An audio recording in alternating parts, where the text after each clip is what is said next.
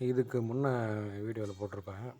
இந்த அமுக்கராங்கிழங்கு பொடி, கருப்பு விதை உலர் திராட்சை, கருப்பு விதை நீக்கிய பேரிச்சம்பழம், அப்புறம் பார்த்திங்கன்னா இதெல்லாம் இடித்து கூட தேன் கலந்து ஒரு லேகியம் செய்கிற மாதிரி எல்லாம் இடித்து போட்டிருப்பேன். பாருங்கள், அந்த லேகியம் தான் அது. இது கூட ஒரு 23 வகையான மூலிகை, காட்டு மூலிகை, வேறு, பட்டைங்கோ, விதைங்கோ இதெல்லாம் கூட கலந்துருக்குன்னு சொல்லியிருப்பேன். அது என்னென்னு பார்த்தீங்கன்னா,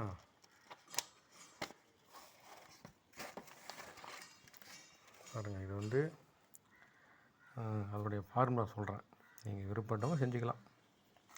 அமுக்கரான் கிழங்கு பச்சையாக வாங்கி அதை பொடியாக நறுக்கி பதமான வெயிலில் காய வச்சு இடித்து பவுட்ரு ஆக்கின 1/4 கிலோ பவுட்ரு, அப்புறம் காம சர்க்கரை 1/4 கிலோ பவுட்ரு, பூமி சர்க்கரை 1/4 கிலோ, நிலப்பனங்கிழங்கு 1/4 கிலோ பவுட்ரு, பூனைக்காளி விதை 1/4 கிலோ, கல்மதம் அப்படின்னு ஒரு பொருள் நாட்டு மருந்துகள் கிடைக்கும் 100 கிராம், பில்மதம் அதுவும் நாட்டு மருந்தில் கிடைக்கும் 100 கிராம், ஓரிதழ் தாமரை அது வந்து விதையாக வாங்கி பவுட்ரு பண்ணிக்க 100 கிராம், நன்னாரி பவுடர் 100 கிராம், நீர்முள்ளி விதை 100 கிராம், அத்தி விதை 100 கிராம், ஆலம் விதை 100 கிராம், அரச விதை 100 கிராம், பனங்கிழங்கு அதை வந்து அவிச்சு காய வச்சு பொடியாக்கி 100 கிராம், கருவேல மரத்து பிசின் 100 கிராம், முருங்கை பிசின்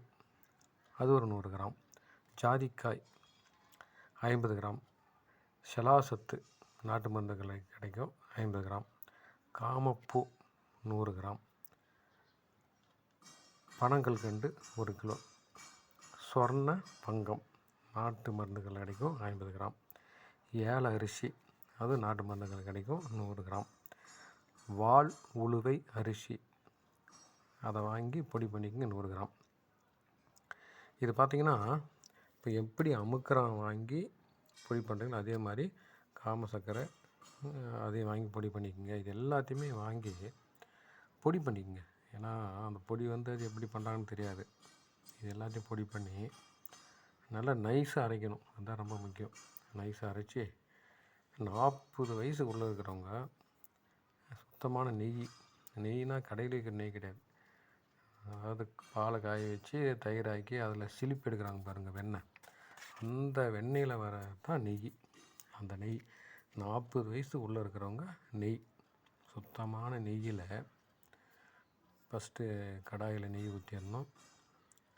நெய் ஊற்றிட்டு அப்புறம் அதில் வந்து பனங்கல்கண்டு நல்லா நைஸாக அரைச்சி ஃபஸ்ட்டு கலந்துட்டு அப்புறம் அந்த உப்புமா செய்யும்போது எப்படி ரவையை கொஞ்சம் கொஞ்சமாக போட்டு கிண்டுவாங்க பார்த்தீங்களா, அந்த மாதிரி இந்த பொடி வந்து கொஞ்சம் கொஞ்சமாக போட்டு அப்படி கிண்டிக்கிட்டே இருக்கணும். எப்படியும் ஒரு இதுக்கெல்லாம் 1 லிட்டர் நெய் தேவைப்படும். கொஞ்சம் கொஞ்சமாக போட்டு அடி பிடிக்காத மாதிரி அந்த அந்த உருண்டையெல்லாம் வராத மாதிரி அப்படியே கிண்டிக்கிட்டே இருக்கணும். கிண்டி என்னென்ன லேகியம் பதம் வந்து ரொம்ப தீ விட்டுறக்கூடாது. ரொம்ப தீ விட்டிங்கன்னா அந்த சக்தியெலாம் போயிடும். பதமாக கிண்டி எடுத்து வச்சுக்கோங்க. நீங்கள் அப்பப்போ கிண்டினா கூட அதில் அளவு குறைச்சிக்கலாம். அமுக்கரான் 1/4 கிலோன்னா மற்றதெல்லாம் 100 கிராம்னா அமுக்கராங்கிழங்க குறைச்சிட்டு அதுக்கு தகுந்த மாதிரி மற்ற அளவு குறைச்சிக்கணும். இது வந்து அளவு தான் மெயின், அளவு தான் முக்கியம். இதை கொஞ்சம் கொஞ்சமாக போட்டு கிண்டி லேகியம் பார்த்து எடுத்து வச்சுக்கிட்டு காலையில் வெறும் வயிற்றில் பாலில் ஒரு உருண்டை நெல்லிக்காய் அளவு ஒரு உருண்டை சாப்பிட்டு, அந்த உருண்டை எப்படி சாப்பிட்ணுன்னா டப்புன்னு போட்டு முழுங்கிடக்கூடாது. அதை எடுத்து வாயில் போட்டு கொஞ்சம் கொஞ்சமாக அந்த உமிழ் நீரில் அப்படியே எச்சையில் கலந்து உள்ளே முழுங்கிட்டு ஒரு 1/2 டம்ளர் பால் இல்லை 1 டம்ளர் பால் சாப்பிட்டு புளி சேர்த்துக்கூடாது. ஒரு 1/2 மணி நேரம் கழித்து அப்புறம் வேறு எதாவது சாப்பிட்டுக்கலாம். அப்புறம் நைட்டில் படுக்க போகும்போது எல்லாம் சாப்பிட்டு முடிச்சுட்டு படுக்க போகும்போது சாப்பிட்லாம். படுக்க போகும்போது சாப்பிட்ட பின்னாடி ஒருத்தருக்கு நெஞ்சு கறிச்சிச்சுன்னா சாயந்தரம் டைமில் சாப்பிட்டுக்கலாம். அதே உருண்டை 2 டைமு. இது என்ன பலன்னு கேட்டிங்கன்னா, நரம்பு மண்டலம் முழுவதும் அப்படி பலமாயிடும். நரம்பு மண்டலம் முழுவதும் பலமாயிட்டாவே என்கிட்ட கேட்குறது பூரா பார்த்திங்கன்னா ஆண்மை குறைபாட்டுக்கு என்னன்னு தான் கேட்குறாங்க 190%. அதுக்கு தான் பொதுவாக ஒரு வீடியோ போட்டேன். நீங்களே செஞ்சுக்கங்க வாங்கி. செய்ய முடியாதவங்க சொன்னீங்கன்னா நான் செஞ்சு கொடுக்குறேன். இதில் என்ன மேலும் என்ன, நரம்பு மண்டலம் பலமானாவே உங்களுக்கு அந்த விந்தணு கெட்டிப்பட்டால் தான் நரம்பு மண்டலம் பலமாகும்.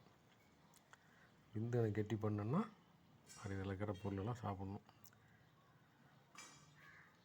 குறிப்பாக பார்த்திங்கன்னா அந்த ஓரில் தாமரை, பூனைக்காளி விதி இதெல்லாம். அப்புறம் வந்து இந்த ஆண்மை குறைபாட்டுக்கு தான் மெயினாக கேட்குறாங்க. இதை சாப்பிட்றணும். 48 நாளைக்கு சாப்பிட்டு அந்த 48 நாளைக்கு செக்ஸ் வச்சுக்கூடாது, உடல் உறவு வச்சுக்கூடாது. ஏன்னா 48 நாள் தான் அந்த உயிரணுக்கள் உற்பத்தி ஆகிற டைம். ஏன்னா காம உணர்ச்சி தூண்டும், கட்டுப்பாடாக இருக்கணும், வேறு வழி இல்லை. அப்போ தான் முழு பலன் கிடைக்கும். வருஷத்துக்கு ஒரு டைம், வருஷத்துக்கு ஒரு நாளைக்கு இந்த மாதிரி மருந்து ரெடி பண்ணி 48 நாளைக்கு பத்தினா என்ன கட்டுப்பாடோடு சாப்பிட்றணும். 40 வயசுக்குள்ளே இருக்கிறவங்களுக்கு தேன் கலந்துக்கலாம். 40 வயசுக்கு மேலே இருக்கிறவங்க சுத்தமான நெய் 40 வயசுக்கு உள்ளே இருக்கிறவங்க சுத்தமான பசு நெய், 40 வயசுக்கு மேலே இருக்கிறவங்களுக்கு சுத்தமான தேன், மலந்தேன், அதுதான் லேகியம் செய்யணும். இயற்கையாகவே 40 வயசுக்கு உள்ளே இருக்கிறவங்க 40 வயசு வரைக்கும் நெய் சாப்பிட்ணும். 40 வயசுக்கு மேலே தேன் சாப்பிட்ணும். இதுதான் நம்ம உடலுடைய அமைப்பே. இதுதான்.